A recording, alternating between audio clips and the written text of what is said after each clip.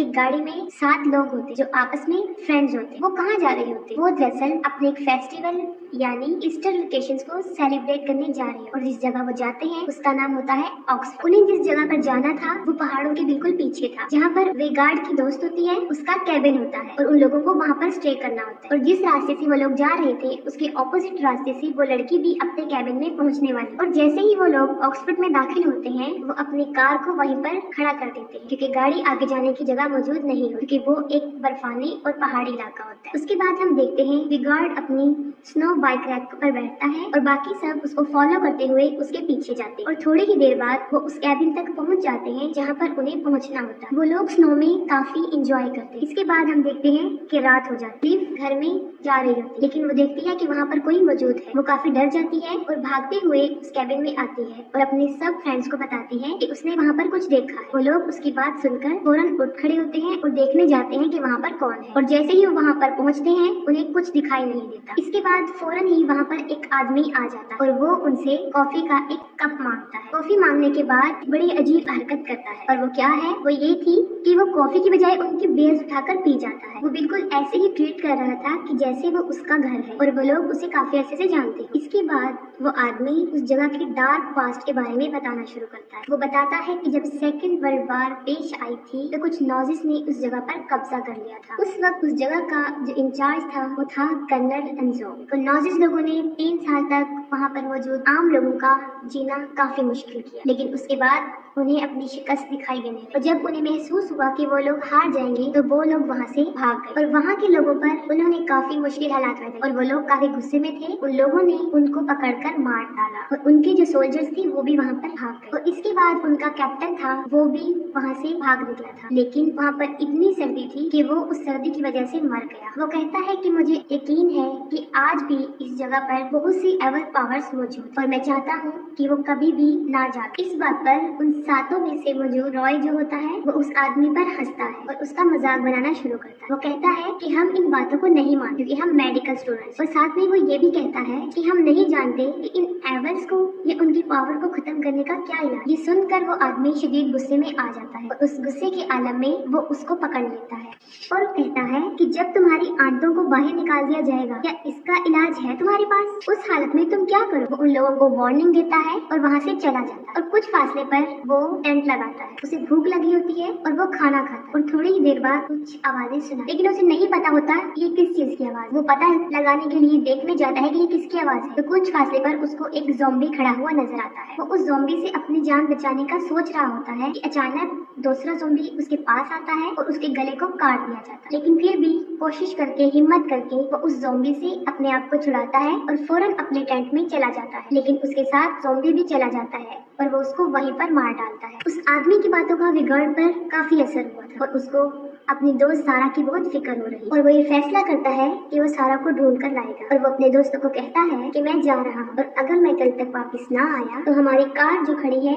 वो उसके पास जाएं और वहाँ से हेल्प ले सकते हैं। इसके बाद विगड़ वहाँ से चला जाता है और जैसे ही वो वहाँ से चला जाता है वो सब लोग फिर अपनी इंजॉयमेंट में लग जाते हैं क्योंकि कोई भी उस आदमी की बात को सीरियस नहीं ले रहा था। और दूसरी तरफ विगार्ड सारा को ढूंढ रहा होता है और ढूंढते ढूंढते वो उसी आदमी के टेंट के पास पहुंच जाता है। वो वहाँ पर रुकता है, उसके टेंट के अंदर जाता है और देखता है कि वही आदमी वहाँ पर मरा हुआ है, इसको बहुत बेरहमी से मारा गया और साथ ही उसको वहाँ पर फूड स्ट्रक्चर मिलते, पाँव के निशान जिसके अंदर काफी खून पड़ा होता है। वो कहाँ जा रहे थे उसे नहीं पता था, लेकिन वो पाँव के निशान काफी ज्यादा थे, इसीलिए वो उनका पीछा करता हुआ चला जाता है। उसका पाँव एक गड्ढे में फंस जाता है और वो वहाँ पर गिर जाता है और साथ ही दूसरी तरफ सब लोग कैबिन में मौजूद होते और अचानक उनकी नजर एक बॉक्स पर पड़ती। वो लोग उस बॉक्स को खोलते हैं और खोलते ही वो सब काफी हैरान हो जाते। उस बॉक्स में क्या था? वो पूरा गोल्ड से भरा हुआ था। वो सोना वहाँ पर कहाँ से आया था? उनके जहन में फौरन वही बात आई थी नॉजिस वाली। ये वही सोना था जो वो नॉजिस चोरी करके भाग रही थी, लेकिन इस पर मार्टिन कहता है कि नहीं, तुम गलत सोच रहे। इसके बाद आयरलैंड घर में दाखिल होता है और उसके पीछे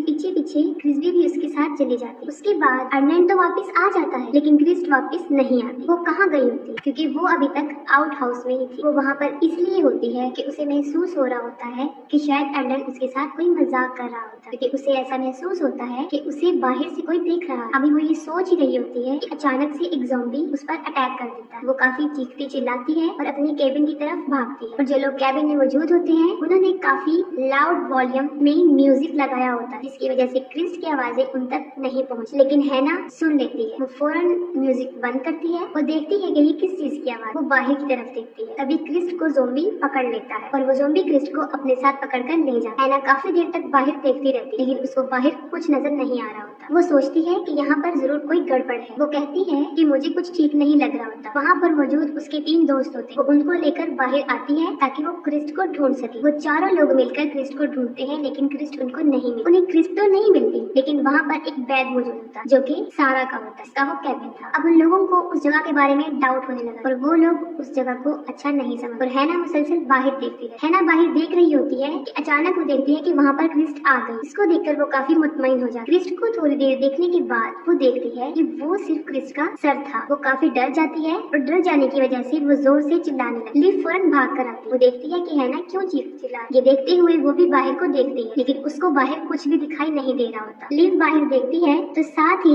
एक ज़ॉम्बी उसके बालों को मजबूती से पकड़ लेता है। वो काफी चीखती चिल्लाती है। सब लोग उसकी मदद के लिए आते हैं और बड़ी मुश्किल से वो ज़ॉम्बी से उसके बालों को छुड़ाते हैं और फौरन दरवाजे को बंद कर देते हैं। वो ज़ॉम्बीज इतने ताकतवर थे और इतने ज्यादा थे तादाद में कि वो चारों तरफ से अंदर आने की कोशिश कर रहे थे। देखते हुए हैना एक ज़ॉम्बी का हाथ काट देती है। इसी वक्त उनको पता चलता है कि ये नौजी ज़ॉम्बीज हैं। एल्डन काफी डर जाता है और वो सब लोगों को कहता है कि वो सब अपना ख्याल रखें कि कहीं कोई ज़ॉम्बी उनको नुकसान ना पहुंचाए। वो उन लोगों को मूवी का कोई ट्रिक बता रहा होता है जिससे उनकी जान बच सकती है। ठीक उसी वक्त एक ज़ॉम्बी आता है और उसके सर को पकड़ लेता है और 2 टुकड़ों में तकसीम कर देता है। और दूसरी तरफ हमें दिखाया जाता है कि विगार्ड जो कि गिर गया था बेहोशी के आलम में, अब उसे होश आ गया था और वो देखता है कि वो तो एक केव में फंसा हुआ है। वो वहाँ से एक लकड़ी उठाता है, उसको आग जलाता है ताकि रोशनी हो और वो दोबारा अंदर जाकर देखता है कि वो क्या है। तब उसे पता चलता है कि वो एक खुफिया रास्ता है और वहाँ पर काफी चीजें मौजूद होती है, जैसे कि वहाँ पर उसको हथियार मिलते हैं जो कि जर्मन की, और उसके साथ काफी हेलमेट्स भी होते हैं। वो हेलमेट्स को देख रहा होता है कि वो देखता है कि उन हेलमेट्स के साथ सारा का सर भी पड़ा हुआ है। इससे जाहिर होता है कि सारा मर चुकी। ये सब देखने के बाद वो उस टनल से बाहर आता है और जैसे ही वो बाहर आता है एक ज़ॉम्बी उसको पकड़ लेता है, लेकिन वो फिर भी ज़ॉम्बी से मुकाबला करता है और अपनी जान बचाने की कोशिश करता है। लेकिन ठीक उसी वक्त एक और ज़ॉम्बी जो कि जमीन में से निकल रहा होता है और दूसरी तरफ बाकी लोग जो कि कैबिन में मौजूद होते हैं वो एक प्लान बना रहे हैं। वो कहते हैं कि 2 लोग जो ज़ॉम्बी को बातों में लगाएं, मतलब उनका ध्यान इधर उधर बटाएं, और बाकी 2 लोग जो कि वहाँ पर गाड़ी से मदद लेकर आए। इसके बाद हम देखते हैं कि मार्टिन और रॉय जो कि उन ज़ॉम्बी का जहन इधर उधर करने आते कि वो उनकी तरफ मुतवज्जा ना, और दूसरी तरफ हैना और लिव अपनी मदद के लिए उस कार की तरफ भागती। वो लोग रास्ता भूल जाती हैं। इतनी बड़ी मुसीबत में फंसने के बाद ये काफी नहीं होता कि फौरन वहाँ पर ज़ॉम्बीज आ जाते। वेगार्ड जो कि उन ज़ॉम्बीज का मुकाबला कर रहा था उन दोनों ज़ॉम्बीज को मार डालता है और साथ ही वो ज़ॉम्बी उसे पकड़ लेता है और वो दोनों नीचे गिर जाते हैं। उस ज़ॉम्बी के साथ एक रस्सी होती है। वेगार्ड उसको पकड़ के उस ज़ॉम्बीज के साथ नीचे गिर जाता है और लटका रहता है। ज़ॉम्बी और वेगार्ड रस्सी के साथ लटके होते हैं और ज़ॉम्बी वेगार्ड की गर्दन पर काट लेता है, लेकिन वो फिर भी अपनी जान बचा लेता है और वहाँ से ज़ॉम्बी को नीचे फेंक देता है और रस्सी को ऊपर की तरफ खींचते हुए अपनी जान बचाने की कोशिश करता है। और दूसरी तरफ हैना और लिव जो कि अपनी मदद को गई वो भी ज़ॉम्बीज का मुकाबला कर रही होती हैं, लेकिन लिव उनका मुकाबला नहीं कर सकती और ज़ॉम्बीज उसे पकड़ लेते हैं और चीर-फाड़ करके उसको मार डालते। लेकिन मरने के साथ साथ वो एक इलेक्ट्रिक स्ट्रिक लेती है और उन सारे ज़ॉम्बीज को मार देती है। ये देखकर उन ज़ॉम्बीज का कैप्टन कर्नल हर्ट्ज़ भी वहाँ पर आ जाता है। हैना उस जगह के टॉप पर खड़ी होती है। वो देखती है कि ये मदद कहाँ से ली जाए। जब उसे कुछ समझ नहीं आ रही होती तो वो बर्फ को ही तोड़ना शुरू कर देती है। बर्फ टूट जाती है और एक ज़ॉम्बी जो उसके पीछे पड़ा था वो उसके साथ नीचे गिर जाती है और अपनी जान बचा ले। उसकी जान तो बच जाती है लेकिन वो बेहोश हो जाती है और जब उसको होश आता है तो वो देखती है कि उसके ऊपर काफी बर्फ है, यानी वो बर्फ के नीचे दबी हुई है। वो अपने इर्द गिर्द देखती है तो वो देखती है कि एक ज़ॉम्बी भी है जो उसके साथ वहाँ पर दबा हुआ था, लेकिन वो जिंदा था। वो बगैर वक्त जाया किए उसको मार डालती है और वहाँ पर वेगार्ड जिसकी गर्दन काफी जख्मी थी वो खुद ही अपनी गर्दन को टांगों से जोड़ देता है। उसके बाद वो अपनी पिस्टल लेता है और अपनी स्नो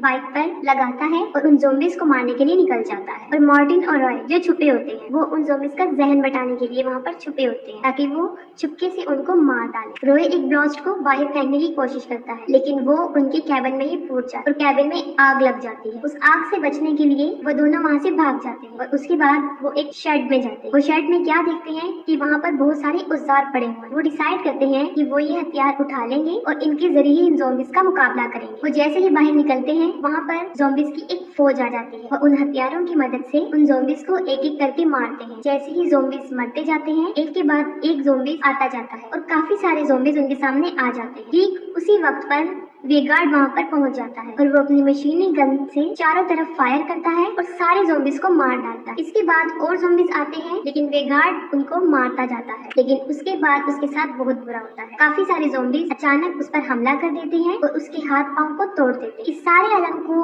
उसके दोनों दोस्त भी देख रहे हैं और मार्टिन काफी गुस्से में आ जाता है और गुस्से में वो उन ज़ॉम्बीज को अंधाधुंध मारना शुरू कर देता है। जब वो ज़ॉम्बीज को मार रहा होता है तो ठीक है ना, उसी वक्त पर वहाँ पर पहुंच जाती है और वो वेगार्ड के पीछे खड़ी होती है। वो समझता है कि वो भी एक ज़ॉम्बी है और वो फौरन उस पर भी अटैक कर देता है और उसकी गर्दन पर कुल्हाड़ा मार देता है। वो काफी जख्मी हो जाती है और वो मरना शुरू हो जाती है। मार्टिन जब ये देखता है तो वो काफी सैड हो जाता है, लेकिन ये वक्त उनके अफसोस करने का नहीं था, बल्कि जान बचाने का था, क्योंकि उसके सामने काफी सारे ज़ॉम्बीज की एक फौज खड़ी हुई। मार्टिन उनको मार रहा होता है। उन ज़ॉम्बीज में से एक ज़ॉम्बी उसके हाथ पर अटैक करता है और उसे मारता है। जब वो ज़ॉम्बी उसके हाथ पर काट रहा होता है तो उसको फौरन उस आदमी की बात याद आती है और वो फौरन कुल्हाड़ी लेकर अपने हाथ को काट देता है। हाथ को काटने के बाद वो काफी खुश दिखाई देता है, क्योंकि वो इस बात पर खुश होता है कि अब वो भी उनकी तरह ज़ॉम्बी नहीं बनेगा। वो वहाँ खड़ा होता है और फौरन एक ज़ॉम्बी जमीन से निकलता है और उसको दांतों से मार डालता है, लेकिन फिर भी वो अपनी जान बचाने की कोशिश करता है। वो चीखता चिल्लाता रहता है, वो गुस्से में होता है और वो पाँव से उस ज़ॉम्बी को मारना शुरू कर देता है। वो सारे ज़ॉम्बीज को मार देते हैं, सिर्फ जो रह जाता है वो होता है हर्ज़ोग। वो सोचते हैं कि हम फौरन हर्ज़ोग को मार दें और अपनी जान छुड़ा के वहाँ से भाग, लेकिन हर्ज़ोग मुंह खोलता है और मुंह से कुछ बोलना शुरू कर देता है, जिससे सारी जमीन हिलने लगती है। वो मुंह से बोलता रहता है, जमीन हिलती जाती है और एक एक करके उस जमीन में से वो मुर्दा ज़ॉम्बीज उठ रहे थे और फिर से एक फौज बन गई। उन लोगों को लगता है कि अब वो काफी मुश्किल में है, इसलिए वो दोनों वहाँ से अपनी जान छुड़ाकर भागने की कोशिश करते हैं। हर्ज़ोग देखता है कि उसके पाँव के पास एक हथौड़ी पड़ी। वो लोग भागते हैं और रोए का पाँव किसी झाड़ी में फंस जाता है और फौरन हर्ज़ोग उसके पास पहुंच जाता है। साथ ही उसका दोस्त हर्ज़ोग के सर में हथौड़ा मारता है। जब वो हर्ज़ोग को मार रहा होता है तो वहाँ झाड़ियों में मौजूद एक टहनी उसके पेट में चली जाती है और उसकी सारी आंतड़ियां बाहर आ जाती है। वो फौरन रोए के पास जाता है, उसकी पॉकेट में हाथ डालता है और वहाँ से एक घड़ी निकालता है और फौरन सोच में पड़ जाता है, यानी उसके जहन में क्या चल रहा है। वहाँ से भागता है और उसी कैबिन की तरफ जाता है जहाँ पर वो रह रहे होते। वो देखता है कि कैबिन बुरी तरह जल रहा है। वो फौरन कैबिन में दाखिल होता है। किसी तरह वो उस खजाने को, जिसमें गोल्ड था, उस बॉक्स को उठाता है और इसके बाद वो उन ज़ॉम्बीज के कैप्टन को वो पकड़ा देता है, जिससे वो काफी पुरसुकून लगते हैं। इसके बाद मार्टिन अपनी जान छुड़ा के वहाँ से निकलता है और अपनी कार के पास आ जाता है और जैसे ही वो वहाँ पर पहुँचता है वो गाड़ी के अंदर बैठ जाता है और वो गाड़ी स्टार्ट कर रहा होता है कि फौरन उसकी जेब से वही वाला कॉइन जो हैना ने चोरी से डाला था नीचे गिर जाता है और फौरन उसके सामने हर्ज़ोग आ जाता है, जो कि बुरी तरह चिल्ला रहा होता है और वो उसका शीशा तोड़ने की कोशिश करता है और इसके बाद मूवी द एंड हो